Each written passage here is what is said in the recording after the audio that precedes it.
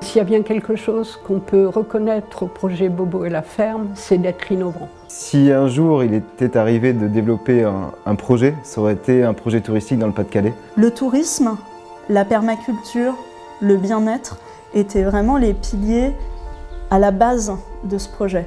Parce que la Côte d'Opale est aussi un territoire propice au bien-être.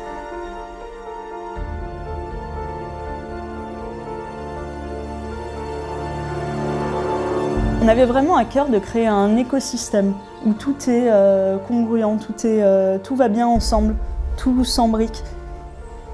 Et ensuite, on a eu Andrea.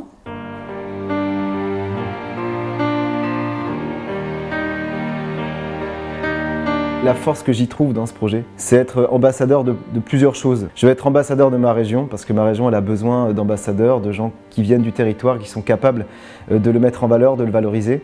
Je vais être aussi ambassadeur de ma fille, parce qu'à part moi, je ne vois pas quel autre ambassadeur, peut-être à part sa mère, il pourrait exister sur cette planète.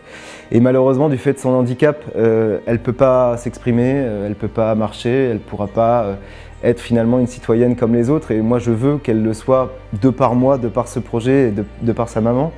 Et au-delà, je veux être ambassadeur aussi des aidants familiaux. Il n'y a pas d'établissement pour placer notre fille. Ça n'existe pas. Donc c'est l'hôpital. Donc je pense que la santé des aidants, la santé des parents d'enfants en situation de handicap, c'est un sujet de santé publique. Et nous, on apporte notre petite pierre à l'édifice. Dans un contexte normal, dans un lieu pour tous. Ça s'inscrit parfaitement dans les racines de ce territoire, qui est un territoire d'accueil. Et quand on parle d'accueil, on doit parler d'accueil au sens large. Donc l'accueil au sens large, c'est aussi bien effectivement le touriste lambda qui vient, mais c'est aussi tout ce qui est lié aux touristes particuliers qui ont des besoins spécifiques pour pouvoir passer un séjour sur la Côte d'Opale. Et ce projet correspondait parfaitement à ça.